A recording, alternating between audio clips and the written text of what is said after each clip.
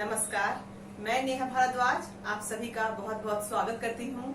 आशा करती हूँ आप सभी अच्छे होंगे, स्वस्थ होंगे।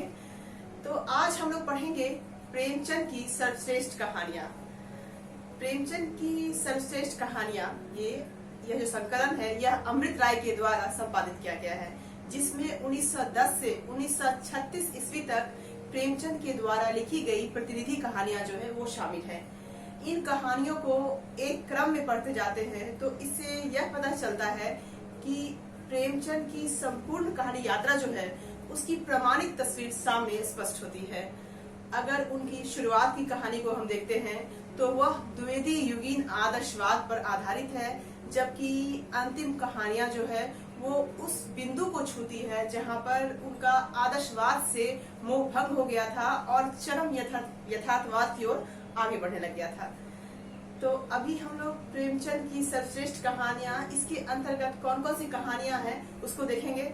इसमें हम लोग पढ़ेंगे सबसे पहले बड़े घर की बेटी, बूढ़ी काकी, अलग योद्धा, ईदगाह, सदगति, पूस की रात, कफन, अन्य कहानियां के अंतर्गत शतरंज के खिलाड़ी, दूध के दाम, ऐसी कई कहानियां हैं जिसको हम लोग समझेंगे।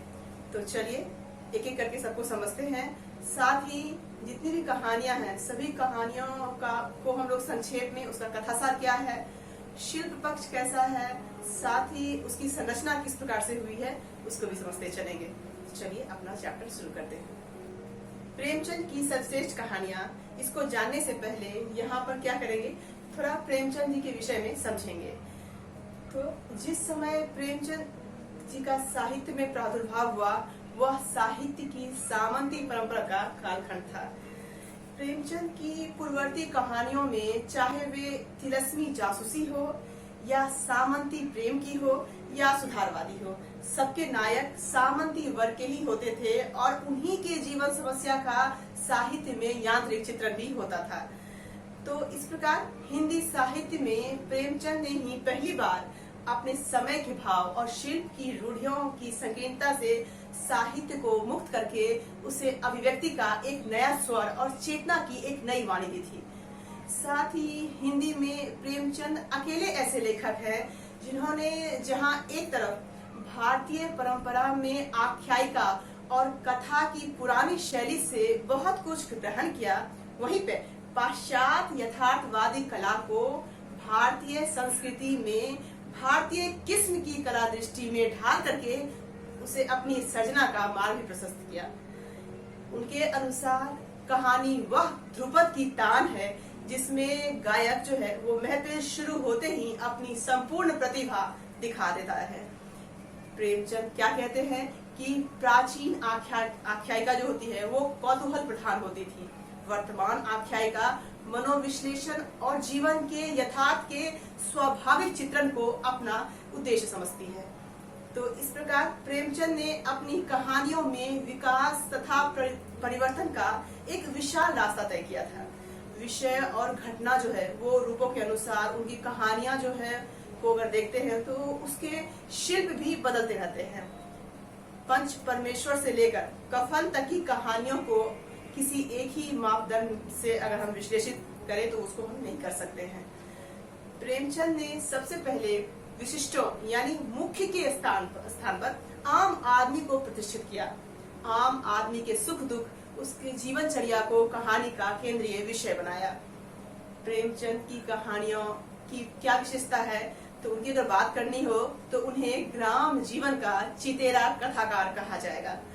इसलिए आचार्य हजारी प्रसाद द्विवेदी क्या कहते हैं, उन्होंने कहा है कि अगर आप उत्तर भारत की समस्त जनता के आचार व्यवहार, भाषा भाव, रहन सहन, आशा आकांक्षा, सुख दुख और सूझबूझ को जानना चाहते हैं तो प्रेमचंद से उत्तम परिचायक आपको नहीं मिल सकता।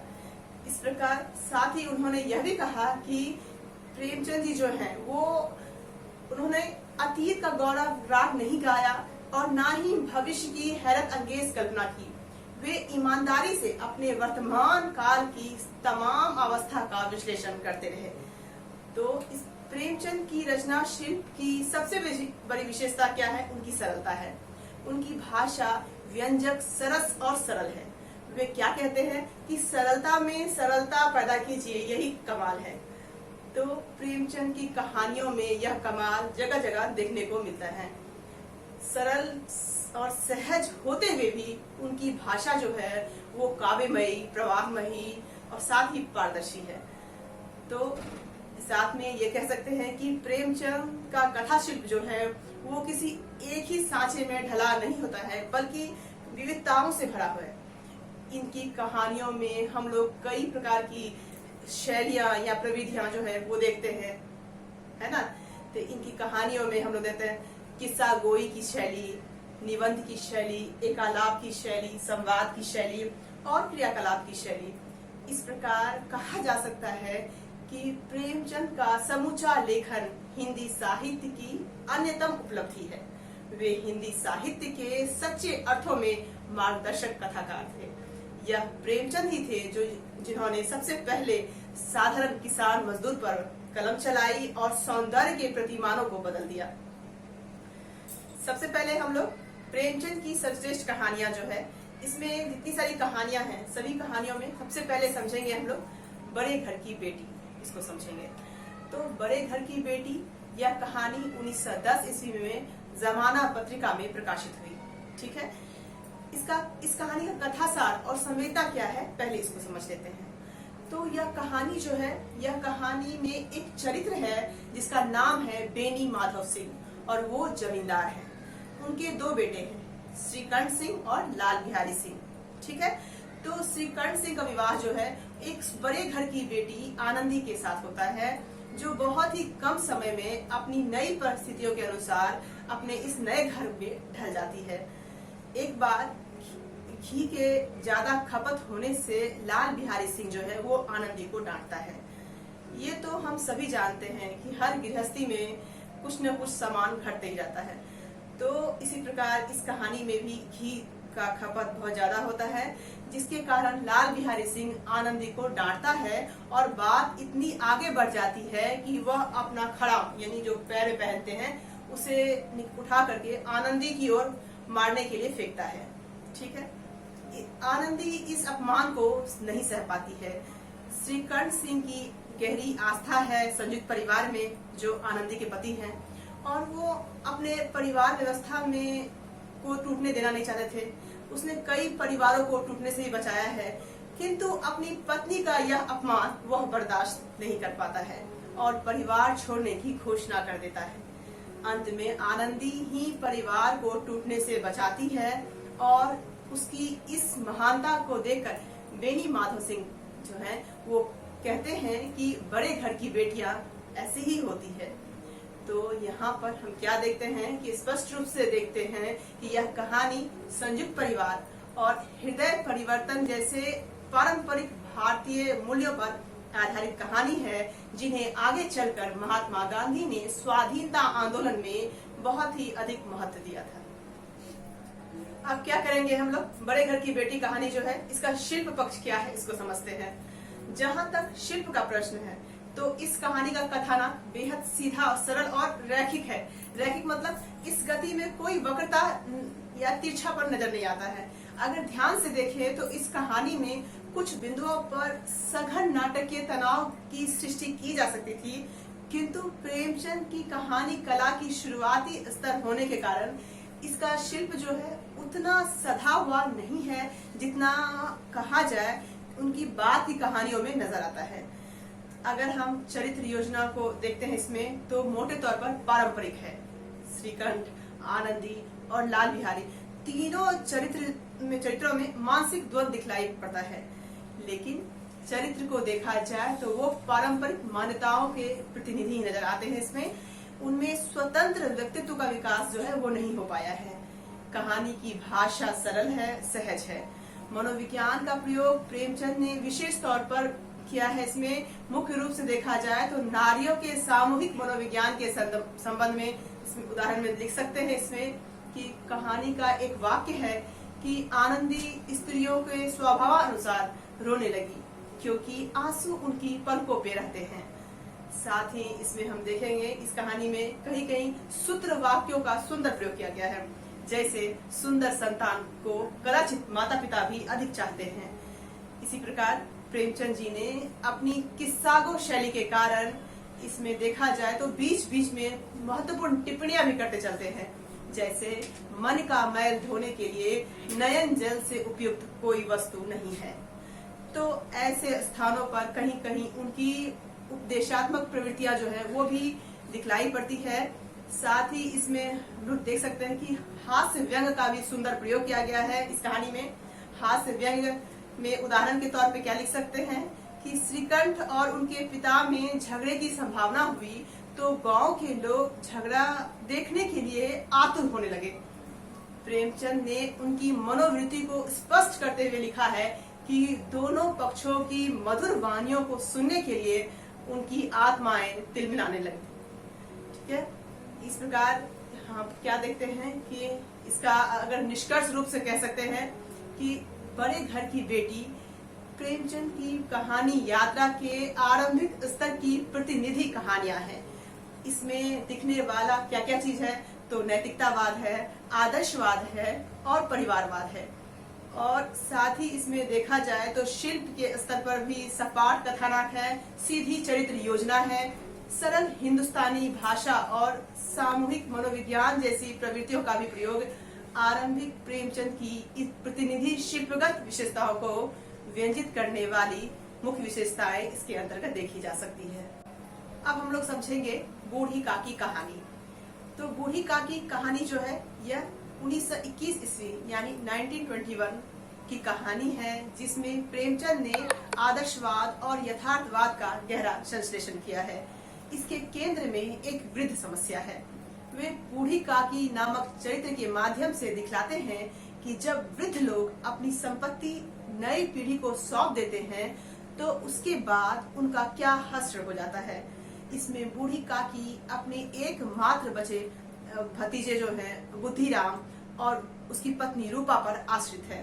ये दोनों ही बूढ़ी काकी को हमेशा अपमानित या नेग्लेक्ट करते रहते हैं। घर में सिर्फ एक सदस्य है जिसे बूढ़ी काकी से प्रेम है, वह है बुद्धिराम और रूपा की बेटी लाडली। तो यहाँ पर देखा जाए तो बूढ़ी काकी कहानी में मुख्य पात्र क्या कौन कौन है? 4 मुख्य पात्र हैं। एक बूढ़ी काकी के भतीजे पंडित बुद्धिराम की पत्नी रूपा और पंडित बुद्धिराम और रूपा की बेटी लाडली। तो दृश्यों को सजीव और यथार्थ बनाने के लिए कुछ व्यक्ति को भी कैनवास पे उतारा गया है। इसमें नाई, कहार, भाट, अंग्रेजी पढ़े हुए नवयुवक, गवार, तो ये सब के सहारे ही मुख्य पात्रों की मानसिकता को भी उजागर किया गया है। ठीक है, तो चलिए सबसे पहले समझेंगे बूढ़े काकी कहानी जो है इसका कथासार क्या है। ठीक है, तो कहानी के केंद्र में एक घटना को रखा गया है। घटना क्या है तो लाडली के भाई सुखराम का तिलक होने वाला है, यानी बुद्धिराम और रूपा का जो बेटा है उसका तिलक होने वाला है और घर पर बहुत बड़ी दावत का आयोजन हुआ है। बूढ़ी काकी की सारी इच्छाएं अगर प्रेमचंद के शब्दों में कहा जाए तो वो स्वाद पर केंद्रित हो गई है, जिसके कारण अच्छा भोजन करने की इच्छा उन्हें बार बार उत्तेजित करती है। वह चोरी छिपे वहां जाती है जहां पर भोजन बनता है, लेकिन एक बार बुद्धिराम से और दूसरी बार रूपा से डांट खा करके वापस चली आती है। अच्छे भोजन की तीव्र इच्छा के सामने बूढ़ी काकी को आत्मसम्मान का भी बोध नहीं रहता है। भोज खत्म हो जाता है, सब मेहमान खा करके लौट जाते हैं, लेकिन रूपा बूढ़ी काकी को भोजन करवाना भूल जाती है। उसकी बेटी लाडली रात को चोरी छिपे बूढ़ी काकी की कोठरी में जा करके उन्हें थोड़ा सा भोजन देती है खाने के लिए, लेकिन थोड़ा सा खाना खाने के बाद बूढ़ी काकी की भूख जो है वो और भी प्रचंड हो जाती है और अंत में वह लाडली के साथ वहां जाती है जहां सब मेहमानों ने अपने जूठे पत्तल छोड़े थे और उन्हीं पत्तलों से बचा कुचा खाना खा करके बूढ़ी काकी संतोष प्राप्त करती है। उसी समय रूपा की नींद खुलती है और वो काकी की इस स्थिति को देखकर ग्लानि से भर उठती है। उसे महसूस होता है कि जिस काकी की संपत्ति के कारण उसकी गृहस्थी को हर वर्ष 200 रुपए मिलते हैं, वह उसे भर पेट भोजन भी नहीं करा पाई। हृदय परिवर्तन के इसी बिंदु पर कहानी खत्म हो जाती है और रूपा प्रेम पूर्वक काकी को भोजन कराती है। तो इसमें हम लोग क्या देखते हैं कि बूढ़ी काकी जैसे चरित्र अपने समाज में भरे पड़े हैं। अपना सर्वस्व निछावर कर बूढ़ी काकी अपने भतीजे बुद्धिराम और उसकी पत्नी रूपा से क्या चाहती है? सिर्फ केवल पेट भर भोजन की कामना करती है जो उसे नहीं मिलता है। तिरस्कृत और उपेक्षित होने के कारण बूढ़ी काकी अपनी कोठरी में शोकमय विचार से बैठी रहती है, जहाँ पर उसे स्वाद की मिश्रित सुगंध बार बार बेचैन कर रही थी। जब वहाँ खाना बन रहा था, उस खाने का मिश्रित सुगंध उन्हें बार बार बेचैन कर रही थी। तो मन ही मन क्या विचार कर रही थी कि मुझे पूरियां नहीं मिलेगी क्या? इतनी देर हो गई, कोई भोजन लेकर के भी नहीं आया। मालूम होता है सब लोग भोजन कर चुके हैं, मेरे लिए जरूर कुछ नहीं बचा होगा। यह सोचकर उसे रोना आता है, किंतु वो अपशगुन के भय से रोती नहीं है। तो यहाँ पर हम लोग क्या देखते हैं कि त्रस्त होने के बावजूद बूढ़ी काकी अपने भतीजे बुद्धिराम और उसके परिवार के लिए अमंगल या अशुभ की भावना नहीं पालती है। इस प्रकार हम यहाँ पे क्या देखते हैं कि भोले भाले बच्चों की तरह जो मिठाइयाँ या चॉकलेट पाकर मार और तिरस्कार सब भूल जाते हैं, बूढ़ी काकी वैसे ही सब भुलाकर बैठी खाना खा रही थी और उनके एक एक रोए से सच्ची भावनाएं निकल रही थी और रूपा यह दृश्य देख करके आनंद ले रही थी। जब अंत में कहानी के अंत में उसे खाना खिलाती है तब तो कहानी का उत्कर्ष यही है। तो संपूर्ण कहानी वृद्धा की व्यवस्था के इर्द गिर्द घूमती है, उसकी सोच के सहारे ही अंजाम तक पहुंचती है। तो इस प्रकार हम लोग क्या देखते हैं कि सूत्र वाक्य और व्यंग देखते हैं तो सूत्रों का महत्व हर जगह होता है। बूढ़ी काकी कहानी की शुरुआत ही सूत्र वाक्य से होती है। इसमें एक उदाहरण है कि बुढ़ापा बहुधा बचपन का पुनर्आगमन हुआ करता है। तो यह एक वाक्य जो है संपूर्ण कहानी का सार है। कहानी में आदि से अंत तक बूढ़ी काकी में बच्चों सी अधीरता, उसमें मासूमियत जो है वो हम लोग देख सकते हैं इसमें। ठीक है, प्रेमचंद की कहानियों में शालीन व्यंग व्यक्ति और समाज के सापेक्ष में किए गए हैं। बूढ़ी काकी कहानी में व्यंगात्मक वाक्यों के द्वारा कहानीकार बुद्धिराम और रूपा जैसे चरित्रों के अत्याचार और अन्याय को उजागर करता ही है, साथ ही अहंकार, चाटुकारिता, संवेदनहीनता जैसे चित्र जो हैं वो भी खींचे गए हैं इसमें। तो यहाँ पर देखेंगे कि कहानी में सबसे संवेदनशील व्यंग्यात्मक दृश्य क्या है कि इसे हम लोग इसको लिख सकते हैं, इसको व्यंग्यात्मक रूप में लिख सकते हैं कि उदाहरण में लिख सकते हैं, दीन क्षुधातुर हत ज्ञान बुढ़िया पत्तलों से पूरियों के टुकड़े चुन चुन कर भक्षण करने लगी। काकी बुद्धिहीन होते हुए भी इतना जानती थी कि मैं वह काम कर रही हूँ जो मुझे कदापि नहीं करना चाहिए। मैं दूसरों की दूसरी की जूठी पत्तल चाट रही हूँ। इस प्रकार देखा जाए तो इस कहानी में विद्रूपों के द्वारा प्रेमचंद ने सरी गली मान्यताओं, रीति रिवाजों और आडंबरों इन सभी पर कुठाराघात किया है। बूढ़ी काकी कहानी में भी कहानीकार ने कई स्थलों पर इन सभी का चित्रण किया है। प्रेमचंद का संपूर्ण कथा साहित्य नारियों के साथ न्याय करता है।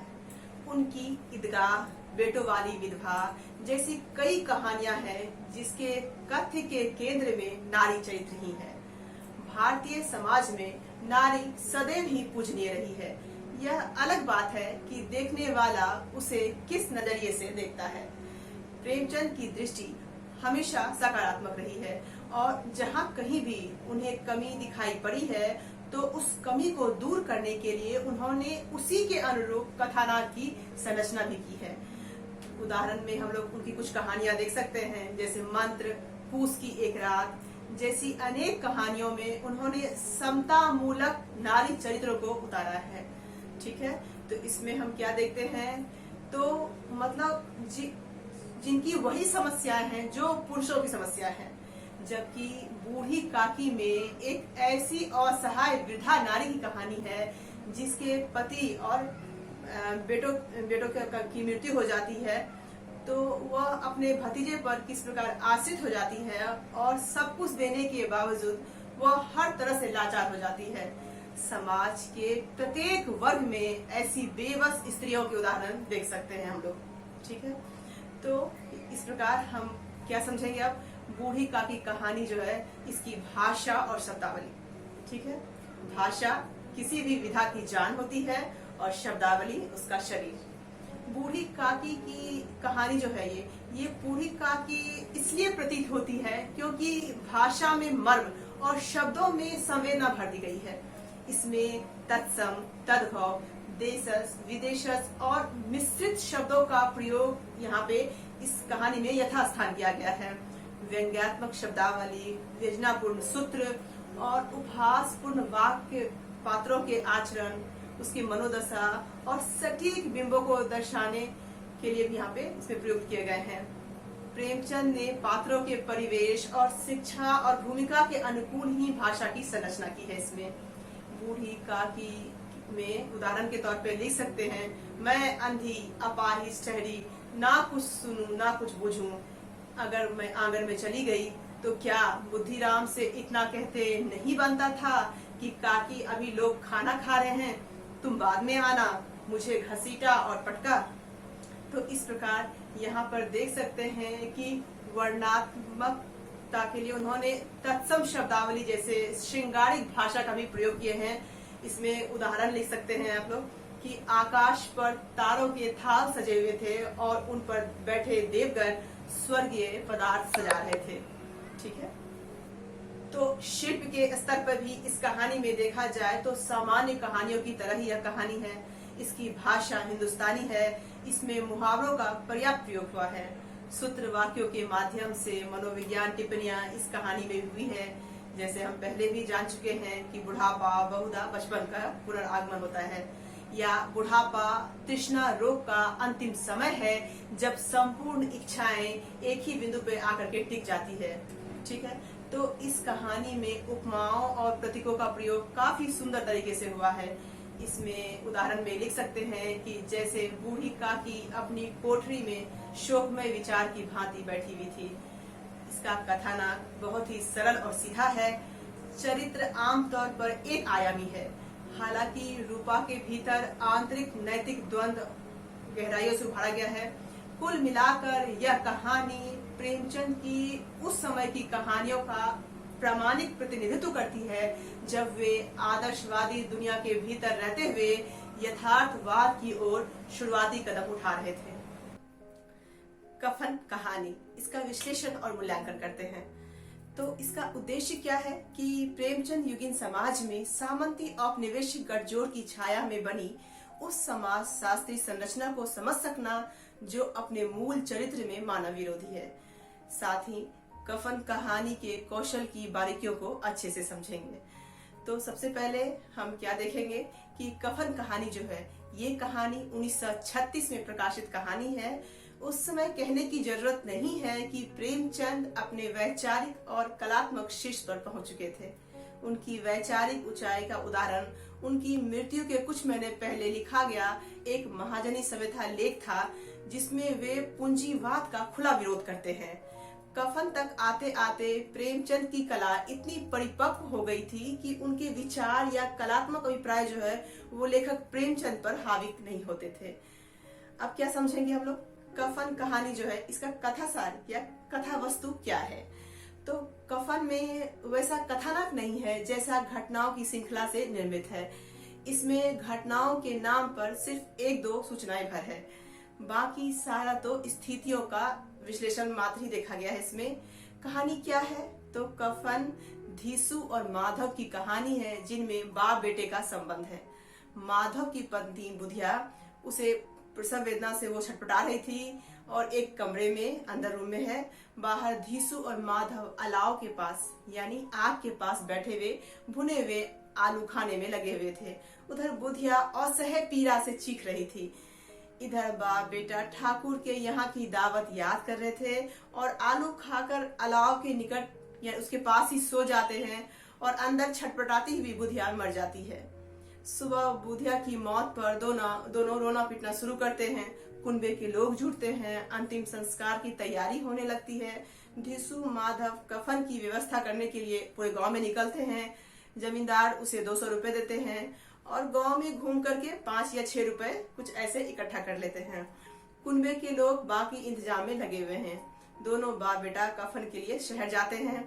दोनों 2-4 जगह कफन देखने के बाद दोनों शराब की दुकान पर पहुंचते हैं। जी भर के शराब पीते हैं, खूब खाते पीते हैं और बचा हुआ खाना भिखारी को दान देते हैं। फिर नशे में मस्त होकर निर्गुण गाते हैं और निढाल होकर गिर जाते हैं। कहानी यहीं पे खत्म हो जाती है।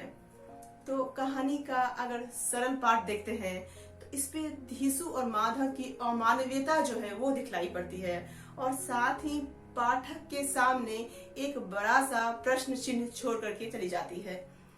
तो इसमें बुधिया जो है देखा जाए तो इस खानदान की व्यवस्था की नींव डाली थी और दोनों के खाने का इंतजाम करती रहती थी। उसके प्रति उनका रवैया सचमुच असामान्य था। तो यहाँ पर देखा जाए तो प्रेमचंद के ये दोनों चरित्र जो हैं, धिसु और माधव, ये संत कवि मूलक दास की याद दिलाते हैं। तो वे क्या करते हैं कि अजगर करे न चाकरी, पंछी करे न काम, दास मूल का कह गए सबके दाता राम। ऐसा लगता है कि धिसु सच्चे अर्थों में मूलक दास का चेला है। धिसु माधव दोनों की बेपरवाही इसी कोटि की है। कहानी में कम से कम 2 ऐसी घटनाएं हैं जो ये पुष्टि करते हैं। पहली घटना क्या है कि माधव जब अपने पूछता है कि बुधिया को कहीं अगर बाल बच्चा हो गया तो क्या होगा, घर में तो कुछ भी नहीं है। इस पर धिसु कहता है कि सब कुछ आ जाएगा, भगवान सब कुछ दे देते हैं। इसी तरह माधव फिर दूसरा सवाल पूछता है कि कफन का इंतजाम कैसे होगा। तो धिसु परम आश्वस्त होकर कहता है कि यही लोग दे देंगे, हो सकता है पैसे ना दे, कफन ही ले आए। तो यह देखा जाए तो यह धिसु और माधव की कामचोरी और निकम्मेपन को संतों वाली इस दार्शनिक ऊंचाई तक ले जाती है। प्रेमचंद के दोनों विचित्र पात्र जो हैं वो कामचोर हैं, बेपरवाह हैं, पर विचारशील हैं। उनकी कामचोरी और बेपरवाही का संबंध उनकी विचारशीलता से है। उनकी यह विचित्रता विचार पूर्वक अर्जित की गई विचित्रता है। इस कहानी का संवेदना पक्ष क्या है, इसको समझेंगे तो कफन की संवेदना का सबसे मुख्य बिंदु उसमें व्यक्त होने वाला चरम यथार्थवाद है। प्रेमचंद की कथा यात्रा गांधीवादी आदर्शवाद से शुरू हुई थी और उनकी आरंभिक कहानियां हृदय परिवर्तन जैसे युक्तियों के माध्यम से आदर्शों को साथ करके समाप्त होती थी।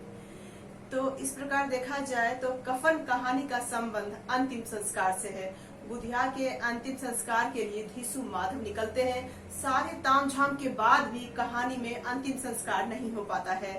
कफन कहानी देखा जाए तो यहाँ पर गोदान उपन्यास से जुड़ती है। अंतिम संस्कार का मामला वहाँ पर भी है। उपन्यास में गोदान कर्मकांड के लिए धनिया की घृणा के स्वर जो है वो देखे जा सकते हैं, ठीक है। और कफन में यहाँ पे क्या देखते हैं, यह जिम्मेदारी धिसु और माधव के ऊपर है। तो गोदान में धार्मिक, सामाजिक, आर्थिक शोषण तंत्र के खिलाफ जूझते हुए होरी की मृत्यु हो जाती है। जूझने की इस यात्रा में धनिया जो है वो होरी के साथ है और वो देखती है कि मूल्यों और मान्यताओं के साथ तालमेल बिठाकर चलने वाले होरी महतो का क्या हश्र होता है। कदम कदम पर संघर्ष के बाद भी जीवन का यह हाल होता है। गोदान जैसा कर्मकांड भी उसे शोषण तंत्र की रचना ही लगती है, ठीक है। और देखा जाए तो इसमें वो धनिया किस तरह बोलती है कि धनिया का मन जो है वो उसको मन घृणा से भर जाता है और कहती है कि यही है उनका गोदान। तो यह कहकर गोदान के प्रति उनकी वितृष्णा जो है वो व्यक्त होती है। इसी प्रकार यहाँ पर हम लोग एक और कहानी से तुलना करेंगे, ठाकुर का कुआं। इस कहानी की गंगी जो है इसको यहाँ पर उसको याद कर सकते हैं। उसका दिल रिवाजी पाबंदियों के खिलाफ विद्रोह से भर गया था। दरअसल देखा जाए तो यह लेखक प्रेमचंद का हृदय है जो रिवाजी पाबंदियों के खिलाफ विद्रोह से भर गया है। इसी प्रकार हम लोग यहाँ एक और कहानी है उनकी, सवा सिर गेहूं। इस कहानी में शंकर की यातना के मूल में वर्णवादी सोच के दायरे में विकसित उनके सामने सारे विचार हैं। ब्राह्मण ने शंकर के साथ जो धूर्तता की उसके पीछे कोई कानूनी दावा नहीं था। इस प्रकार कफन को लेकर, अंतिम संस्कार को लेकर धीसु माधव में जो संवाद होता है वह देखा जाए वो बृहत्तर समाज को ब्राह्मणत्व के संस्कारों से मुक्त करने वाला है। जीते जी भोजन ना मिले, वस्त्र ना मिले, सम्मान ना मिले, मरने के बाद बैकुंठ जाने की चिंता खाई जाती है। बैकुंठ का टिकट अंतिम संस्कार के समय ब्राह्मण देवता को दिए जाने वाले दान से मिलता है। तो यहाँ पर धीसु माधव मैखाने में बैठकर खूब पीते हैं, भरपेट खाते हैं और बची हुई पूरियों को जो है उसको भिखारी को दान देते हैं। इस प्रकार कहते हैं तो बैकुंठ में बुधिया का स्थान सुरक्षित हो गया। तो इस प्रकार साथ ही क्या बोलते हैं वो कि वो ना बैकुंठ जाएगी तो क्या ये मोटे मोटे लोग जाएंगे जो गरीबों को दोनों हाथों से लूटते हैं और अपने पाप को धोने के लिए गंगा नहाते हैं और मंदिरों में जल चढ़ाते हैं। तो यहाँ पर स्पष्ट रूप से देखा जाए तो कफन संवेदना के स्तर पर प्रेमचंद की पूर्ववर्ती कहानी से अलग बीहड़ रास्ता चुनती है। एक अर्थ में यह उस मोह भंग की शुरुआत है जो आजादी के बाद साहित्य में देखा जाए तो विशेष रूप से देखा गया है। साथ ही इसमें देखा जाए तो कुछ दलित विचारकों की राय में यह कहानी दलित विरोधी चेतना से भरी है। धीसु माधव को जाति का चमार बताया गया है। इस कारण यह देखा गया है कि इसमें दलित वर्ग अपने पारिवारिक दायित्वों के प्रति गैर जिम्मेदार होता है। आरोप यह भी है कि प्रेमचंद धीसु और माधव की जाति का जिक्र किए बिना भी यह कहानी लिख सकते थे, क्योंकि घोर गरीबी किसी व्यक्ति को संवेदनहीन बनाने के लिए अपने आप में पर्याप्त है। इस प्रकार दलितों के प्रति उनकी प्रतिबद्धता, सदगति और दूध का दाम जैसी कहानियां जो है और गोदान जैसे उपन्यासों में सिलिया के चरित्रों से भी स्पष्ट हो जाती है। धीसु माधव को वह चमार जाति का सिर्फ इसलिए बताते हैं ताकि समझा जा सके कि दलित जाति का जीवन कितना अभावग्रस्त है। यदि कहानी को ध्यान से पढ़ें तो साफ नजर आता है कि उनकी राय में धीसु और माधव की कामचोरी और संवेदनहीनता के पीछे उनकी व्यक्तिगत कमजोरियां नहीं बल्कि सामाजिक आर्थिक व्यवस्था है। शिल्प के स्तर पर कहानी को देखते हैं तो कफन में प्रेमचंद ने शिल्प के स्तर पर कुछ नए प्रयोग किए हैं। उदाहरण में देख सकते हैं कि कफन में वह कथारस नहीं है जिसे कुछ लोग कहानी का प्राण तत्व मानते हैं। इसमें आदि, मध्य और अंत में विभाजन योग्य कथानक भी नहीं है। यही कारण है कि शिल्प के स्तर पर अगर देखा जाए तो कहानी जो है किसी को यह कहानी कमजोर लगती है। तो इसके शिल्प की विशेषता जो है इसकी वातावरण योजना में निहित है। कफन एक वातावरण प्रधान कहानी है जो पाठक को इस तरह बांधती है कि वह धीसु और माधव के परिवेश का हिस्सा बन जाता है। इसके पात्र वास्तविक जीवन के पात्र हैं जिनमें लेखक ने जरा भी जैसे भी इसमें कोई मिलावट नहीं की है। कहानी में घटनाएं कम हैं, किंतु घटनाओं की इस विरलता के कारण ही यह स्थिति प्रधान और विश्लेषण प्रधान कहानी हो सकी है। जो स्थिति प्रधानता और विश्लेषण सघनता नई कहानियों की विशेषता मानी जाती है, उनकी ओर देखा जाए तो कफन को इसी श्रेणी में रखा जा सकता है। तो इस प्रकार प्रेमचंद ने चरित्रों से ज्यादा महत्व स्थितियों को दिया है, क्योंकि वे समझ चुके हैं कि व्यक्ति का चरित्र उनकी स्थितियों का बाई प्रोडक्ट होता है। ठीक है, इस प्रकार हम क्या देखते हैं कि इन्होंने क्या कहा कि यदि धीसु और माधव अभावग्रस्त नहीं होते तो वे शायद संवेदनशील और समाजनिष्ठ व्यक्ति बनते। तो इस प्रकार हम यहाँ पे एक उदाहरण में लिख सकते हैं आप लोग कि भरपेट खाकर माधव ने बची हुई पूरियों का पत्तल उठा करके एक भिखारी को दे दिया जो खड़ा उनकी ओर भूखी आंखों से देख रहा था और देने के गौरव और आनंद और उल्लास का अपने जीवन में पहली बार अनुभव किया।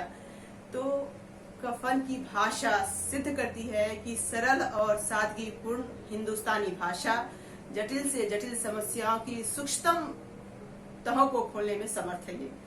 इस भाषा की खूबसूरती यह भी है कि बीच बीच में मुहावरों और उपमाओं का प्रयोग इसमें प्रभावशाली बनाया है इस कहानी को। जैसे उदाहरण के तौर पे लिख सकते हैं इसमें कि धीसु पर दया करना काले कंबल पे रंग चढ़ाना जैसा है। ठीक है, घर में तो पैसा इस तरह गायब था जैसे चीले के घोंसले से मांस। ठीक है, तो इस निष्कर्ष रूप से हम कह सकते हैं कि संपूर्ण चर्चा के आधार पर यह कहानी देखा जाए कफन प्रेमचंद की सबसे अधिक प्रयोगधर्मी कहानी है। यह सच है कि प्रेमचंद के बाद हिंदी कहानी ज्यादा सूक्ष्म और परिपक्व होती गई है, किंतु यदि प्रेमचंद की कोई कहानी आज भी समकालीन कहानियों को चुनौती देती है तो वह कफन ही है। अलग योद्धा कहानी, ठीक है। तो अलग योद्धा कहानी कब आई थी? 1929 ईस्वी यानी 1929 में रचित कहानी है, जिसका प्रकाशन सबसे पहले माधुरी पत्रिका में हुआ था। और यह कहानी देखा जाए तो संयुक्त परिवार व्यवस्था को केंद्र में रखते हुए प्रेमचंद ने कई अन्य समस्याओं के साथ इसे उभारा है। इसके अंतर्गत हम लोग देखते हैं गरीबी है, ऋणग्रस्तता, विधवाओं की सामाजिक असुरक्षा, इस प्रकार की जो समस्या है वो इसके अंतर्गत है। संवेदना और शिल्प दोनों ही स्तरों पर इस कहानी में कुछ ऐसे तत्व हैं कि इसे प्रेमचंद की सर्वश्रेष्ठ कहानियों में शामिल किया गया है। सबसे पहले इसमें देखेंगे कि इसकी कथा वस्तु या कथा सार क्या है। तो अलग योद्धा की कहानी भोला महतो के परिवार की कहानी है। भोला को अपनी पहली पत्नी से एक पुत्र हुआ जिसका नाम था रघु। कुछ दिनों के बाद भोला ने पन्ना नाम की स्त्री से दूसरा विवाह कर लिया। पन्ना देखने में बहुत सुंदर थी, इसलिए भोला उसकी हर बात को मानता था, जिससे रघु की जो स्थिति थी वो कमजोर होती गई घर में। पन्ना को 4 संतानें हुई, केदार, खुन्नू, लक्ष्मण और झुनिया। तो यहाँ पे एक बात जान लें, कोई भी कहानी पढ़ते हैं तो उसके जितने भी चरित्र हैं उसके नाम को अच्छे से याद कर ले। तो इसमें हम लोग क्या देखते हैं कि पन्ना के 4 संतानें थी। कौन कौन है? केदार है, खुन्नू, लक्ष्मण और झुनिया। कुछ दिनों बाद भोला महतो की मृत्यु हो जाती है और पन्ना की स्थिति कमजोर हो जाती है घर में, और उनके चारों बच्चे छोटे थे, इसीलिए आर्थिक सुरक्षा जो थी वो विकराल रूप से सामने थी। जब घर में एक कमाने वाला ही चला जाता हो तो घर की स्थिति कितनी खराब हो जाती है, समझ सकते हैं। तो रघु घर का अकेला कमाने वाला था। वह चाहता तो अपने साथ हुए अन्याय का बदला ले सकता था, किंतु उसने संयुक्त परिवार के मूल्यों में आस्था रखते हुए पन्ना को मां का दर्जा भी दिया और उनके चारों बच्चों की जिम्मेदारी भी उठाई। पन्ना के दबाव में वह अपनी पत्नी मूलिया को घर भी ले आता है, हालांकि उसे यह चिंता थी कि कहीं उसकी पत्नी के आने से घर टूट न जाए। कुछ समय बाद मूलिया का अहंग पन्ना से टकराता है और वह रघु को अलग होने के लिए मजबूर कर देती है। रघु बहुत ही गरीब है, उसके सिर पर ऋण का बोझ है, जिसके कारण 30 वर्ष के आसपास की उम्र में ही वह बूढ़ा दिखने लगता है। उसकी इच्छा थी कि जब वह बूढ़ा हो जाए तो घर के बच्चे उसे सुरक्षा प्रदान करें, किंतु मूलिया के हठ ने यह सुरक्षा उससे छीन ली थी। इन्हीं तनावपूर्ण स्थितियों में रघु की मृत्यु हो जाती है और मूलिया अचानक सारी सुरक्षाओं से वंचित हो जाती है। लेकिन इस कठिन समय में पन्ना जो है वो मूलिया और उसके बच्चों को सहारा देती है।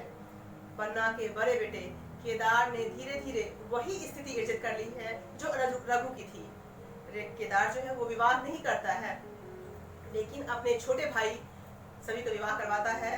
अंत में पन्ना को यह महसूस होता है कि केदार की जो इच्छा है वो मूलिया से शादी करने की है, और उसने अपनी ओर से पहल करते हुए दोनों को विवाह के लिए राजी कर लिया।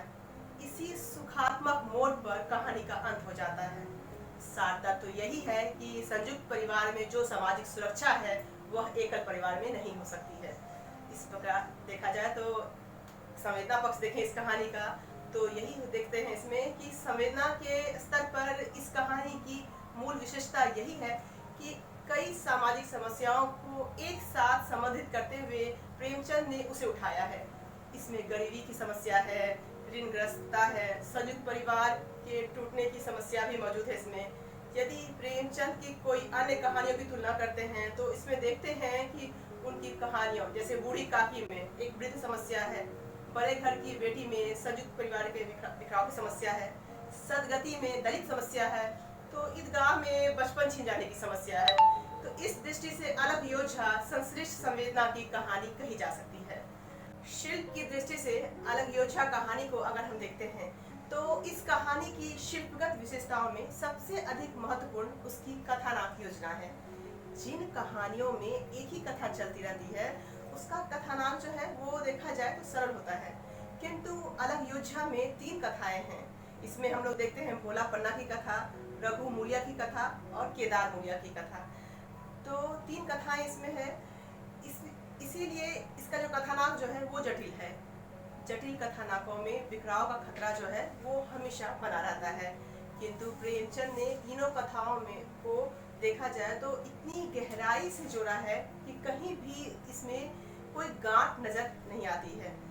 तो इस प्रकार हम यहाँ देखते हैं कि अलग योद्धा की चरित्र योजना देखते हैं तो यह बहुत ही प्रभावशाली है, लेकिन कहानी जो है वो क्या है, वो ग्रामीण परिवेश के परिवार की है, इसीलिए इसके चरित्र जो है तो वो देखा जाए तो वो क्या है, वो वर्णगत चरित्र है। उसमें हम क्या देखते हैं, प्रबल रूप से एक व्यक्तित्व की जो भिन्नता है वो दिखलाई पड़ती है। उदाहरण में हम देख सकते हैं पन्ना और मूलिया दोनों यौवन में अपना घर अलग करती है, बाद में दोनों पछताती है। भोला की मौत पर रघु जिम्मेदारियां उठाता है, तो रघु की मौत के बाद केदार। तो यहाँ पे हम क्या देखते हैं, यहाँ स्पष्ट रूप से देखा जाए तो चरित्रों का व्यक्तित्व जो है वो केंद्र में नहीं है, बल्कि सामाजिक आर्थिक परिस्थितियां जो है वो निश्चित ढांचे में से ढालती है। अपनी और कहानियों की तरह अलग योद्धा में प्रेमचंद ने भी पात्रों के मनोविज्ञान का बहुत ही सुंदर वर्णन किया है। मुख्य रूप से नारी मनोविज्ञान देख सकते हैं इसमें। तो उदाहरण में हम लोग लिख सकते हैं इसमें कि वैधव्य के शोक से मुरझाया हुआ मूलिया का पीत वदन कमल की भांति अरुण उठा। एक और उदाहरण इसमें लिख सकते हैं, पन्ना रूपवती स्त्री थी और रूप और गर्भ में चोली दामन का नाता था। ठीक है, इसमें और आगे क्या देखेंगे, अलग योद्धा की भाषा शैली किस प्रकार से है।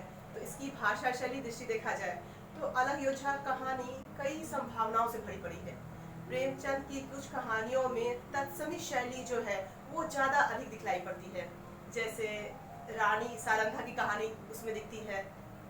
तो किसी किसी कहानी में फारसी शब्दावली का अनुवाद जो है वो बहुत ज्यादा हो जाता है, जैसे शतरंज के खिलाड़ी ईदगाह में देखते हैं। लेकिन अलग योद्धा प्रेमचंद की उन कहानियों के अंतर्गत है जिसमें शब्दावली का संतुलन जो है वो लोक जीवन के अनुसार हुआ है। यही वह भाषा शैली है जिसे गांधी और प्रेमचंद क्या बोलते हैं, हिंदुस्तानी कहते हैं। इस प्रकार की खास जानकारियाँ हमारे चैनल के माध्यम से आपको मिलती रहेगी। हमारे चैनल के साथ जुड़े रहें। आज के लिए इतना ही, धन्यवाद।